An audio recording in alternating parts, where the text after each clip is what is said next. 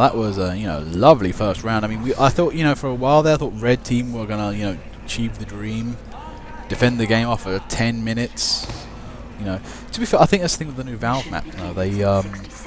They have cut back on making the times too long. I mean, if some of you guys still play Dust Bowl, you can have a last game there that lasts about 20 minutes, and those games are epic and tiring. And then you wonder why the hell they designed Dust Bowl this badly well for the defending team.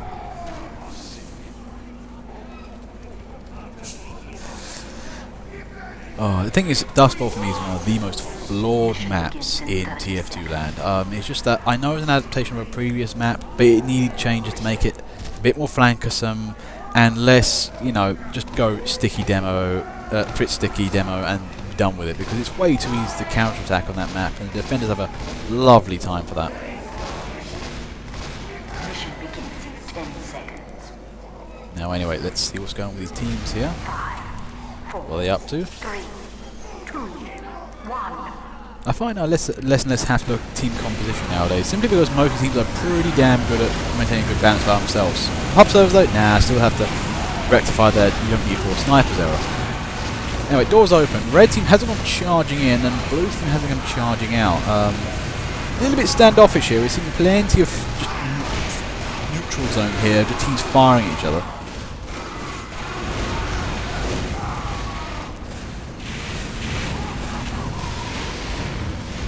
Capforks, they're playing high ground. Ooh, jeez. Oh no, Porcupine finishes them off anyway. I saw a blue dot there. You get sniped. Nice, you got out the way, and now you got shot in the face still. What was this? Oh, there goes Epic Killer. Now, in any case, though, the problem with actually this particular map, this is not a great one for scouting actually, simply because the spawn is so close to the first point. Red have actually great advantages if you can hold it here.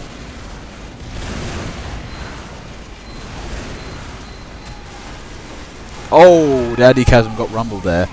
Bit of a pity, but that engineer, piece there, good, spy huntery skills. Just like, experiment with hitting this area roughly, and yeah, that's the guy. Keep on him. Red right now, they're defending very well. 3 minutes 40 on the clock. This is not looking great here for blue.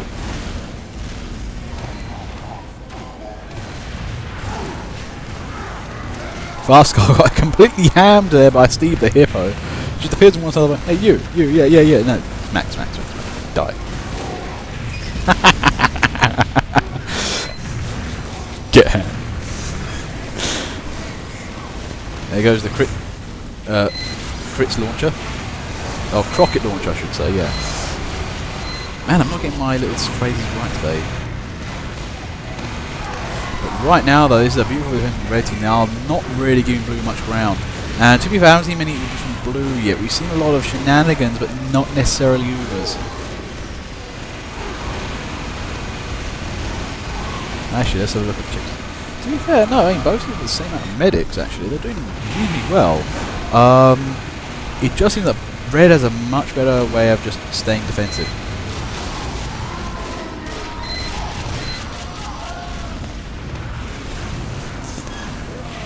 Personally, though, I think the thing is that red have got that nice little high ground area up there to counter-attack from. If you can clear that out, that'd be great. The thing is, try and get on the cart. It's way too easy for them to come back around the bottom of you, and that area inside is a complete sentry net. So getting that high ground area is actually quite, valuable.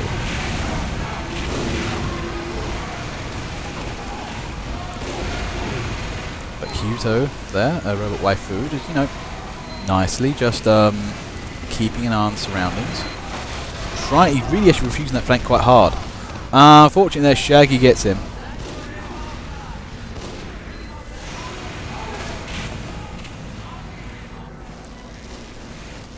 And there goes the Uber. Oh, well, and there goes that M2 Sport Pyro there. That kind of ruined the timing on those Ubers there. And I thought, can Shaggy pick this up? Well, he kind of did, but he kind of didn't. That was some nice M2 distraction work there. It didn't really throw off the Uber completely, but it stopped it from getting where it needed to go, and that was half the battle. Speaking of M2 shenanigans, seriously, what is up with Red Team right now? I think Lazy Mole is really just hammering that button going, go away. Why are there always Ubers?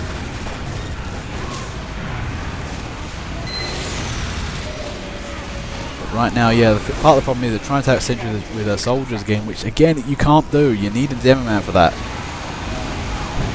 And 54 seconds on the clock here, and blue team is looking like they are getting shut down with no place to go.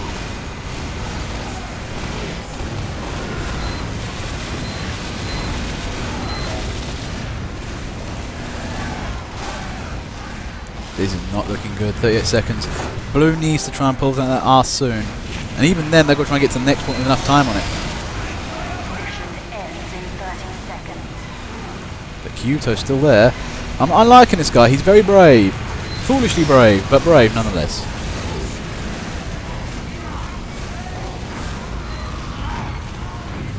"16 seconds is not looking good.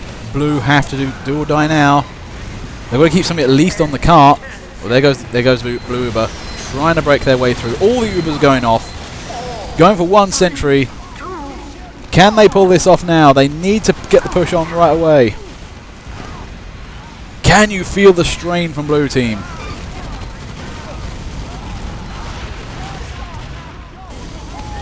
Oh, jeez, I confused. Just simply pushes it over the line. That was all the effort there. And blue are alive by another 4.5 minutes. Jeez, that's kind of fine.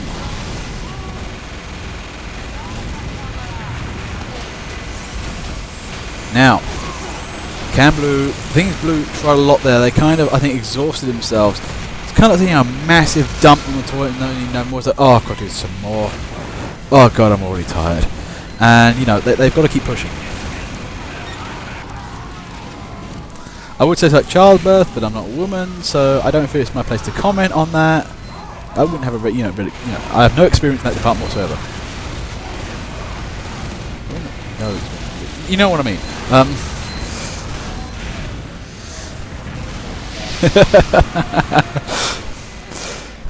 Now, in any case, less about female anatomy and back into TF2 gameplay. Blue team's now getting over the hill.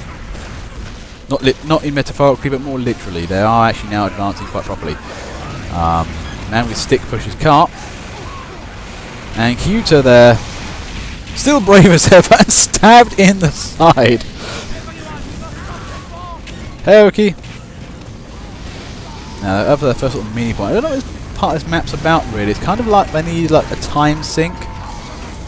And you can't make the thing turn any faster. It's weird. It's like it's an arbitrary time sink.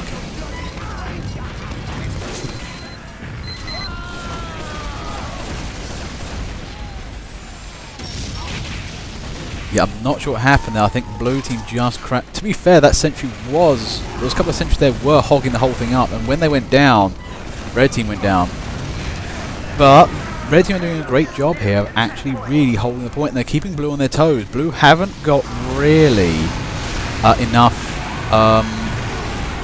time on their hands. They're having to push.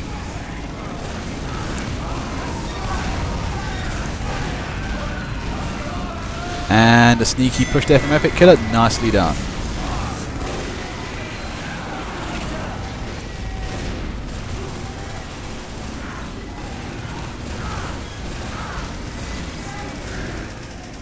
Now 6 minutes 31. Blue have had a nice comeback. Actually, they've managed to get back in the game, but they've got some time on their hands. I think red team need to really consider where their defense line is. Part of the problem is that they've tried to most of the time get something set up into place, and they haven't enough time to do it. They might want to, back it up a little.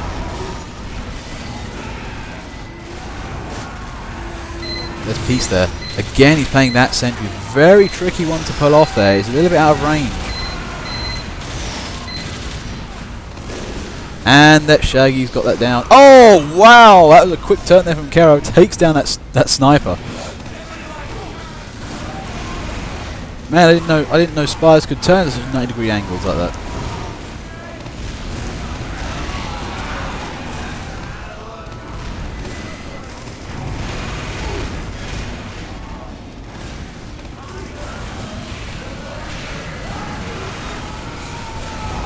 5 minutes 23. Cart is a little bit of time on there. Not really much for it to be pushed up by. And oh, one. I think Daddy Chasm there bringing out the Flodge. Dangerous weapon for a dangerous age. Not the greatest one for this particular area. It's a bit wide and open. I mean, it might be good if you're playing a counter-attack pyro on the red team because you get in and out of places. But for this area, not for blue. The blue have got a lot of area to ground to cover. Not great pyro territory. And 9 minutes on the clock there. We're back up to full-scale warfare. Red are going to have to try and pull the stops out again. They did so well on the first point, and they haven't really managed to get it back since.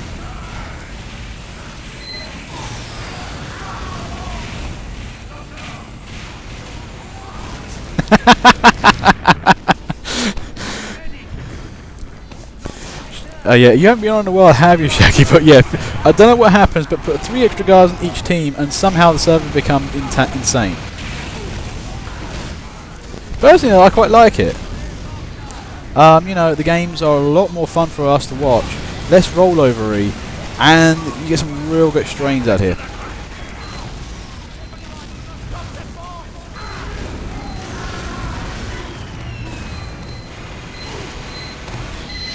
But anyway, personally I really like Chaos in the game, especially TF2. It kind of really makes sure the established stuff doesn't really stay established. I know there's meta and things like that, you can tell from crits and damage spread, but it kind of makes the game a little bit too calculated for my liking. And having all the weapons on, even the stupid ones, is great. It means it's very hard to predict what the enemy's going to do, and very hard to predict how much damage you're going to deal. But more about Twitch reflexes now.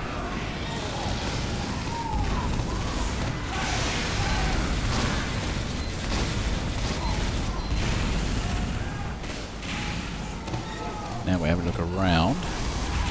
Piece there, Ashes of a very nice little sentry. He had a very nice little sentry until suddenly Shaggy happened.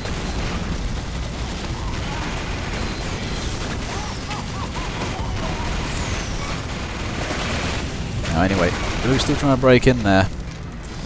Kind of got fended off, to be fair. I mean, that, again, it's that Huto guy again. I mean, I don't know if he's one of our guys or not. Whether we knew, but yeah, he's doing great work. Actually, just getting in the way, being a fat ass with a minigun, and just generally hurting people. 7 minutes 10, and you know, blue team aren't advancing as well as their previous blue team did, and you know, red team are doing pretty well.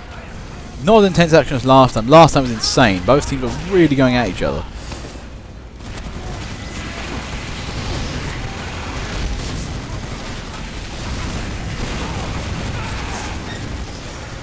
Oh dear God. You give Shaggy a crit Spyro and he'll blow a hole in the world. He will do that. And to be fair, the problem is he tracks all the medics, Shaggy, for that kind of reason, really. Catwalk trying to get in there. Where did that... Steve the Hippo, proving his ham skills superior to most people's firepower.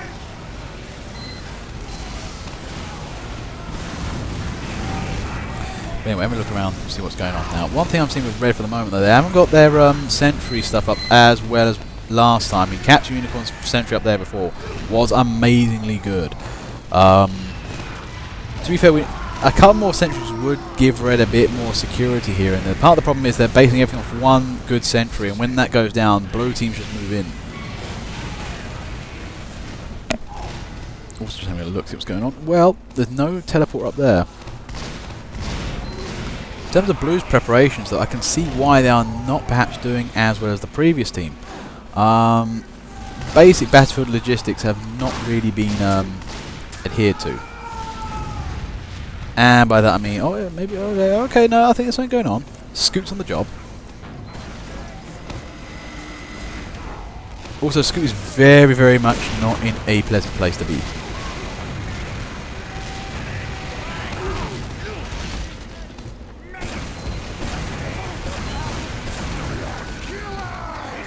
It's 5 minutes on the clock. Blue team are actually fighting to get back in. Red are doing a really nice job of actually holding the area and pushing out now. And from my perspective, all I can see is a crit crit heavy, but it's coming down a stairs. I do not anywhere near that going up that.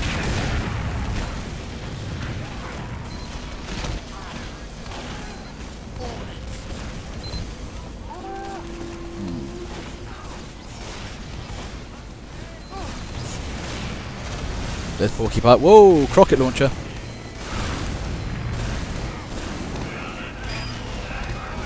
Now, one thing I'm seeing, that red team are still doing nicely. I don't think blue have put full pressure on yet. I think if they had a few more guys up front, they might be able to push this through. And there goes the Uber.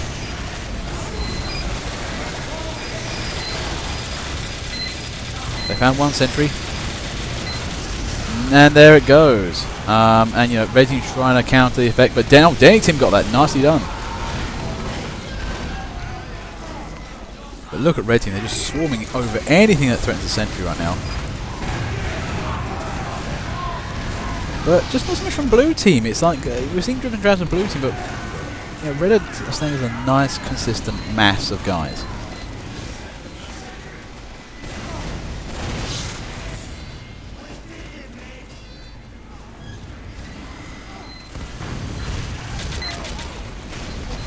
Three minutes 36, and blue team is still finding this difficult to break in right now.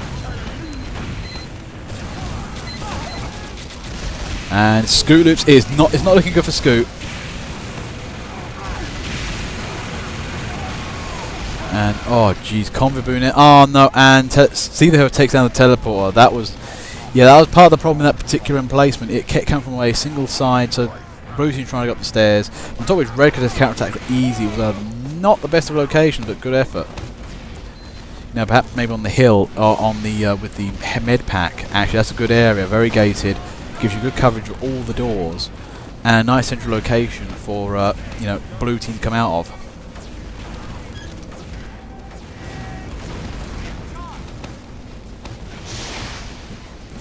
Cab Forks being a little wary.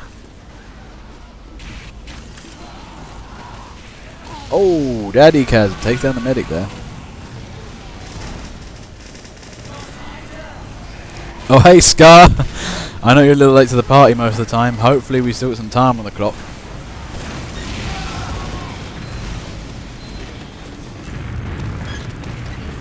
Now wait, 2 minutes 19.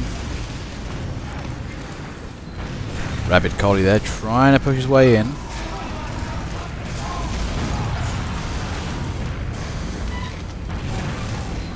Yeah, one thing I would find with blue team, they're just not... I don't know what it is. Every time they make an attack or a push, it's just not something to it.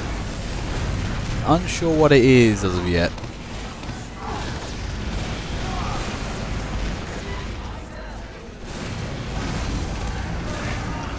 Now, from the looks of it, I mean, part of the problem might be that they are simply not surviving when they get in. There's just a lot of defensiveness going around.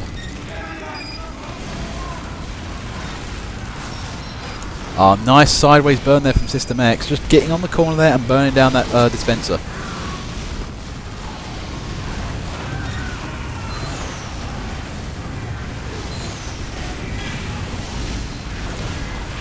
But this is a very difficult one to say how to red blue to play this. I mean, they're using Uber after Uber, and it's just becoming incredibly tedious to take down these guys. I think maybe a crit streak might have been the option, because seeing as red is surviving very easily, they just seem to be alive all the time. They're not dying quickly enough, perhaps.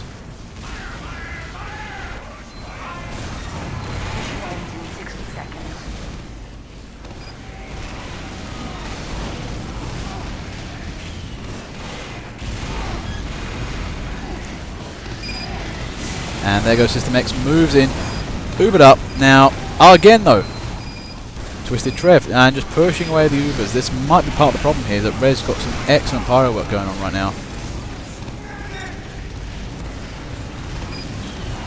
This is where, you know, you bring up a heavy, you do a good job for that kind of thing, because, you know, even if you do try and push away the heavy, they just shoot you back anyway, and you die most of the time. 20 seconds on the clock though, and I think it's not looking good for blue. They've got to put a massive push on. I mean, they did great work at the start there, and they got most of the game, but they just couldn't finish us off.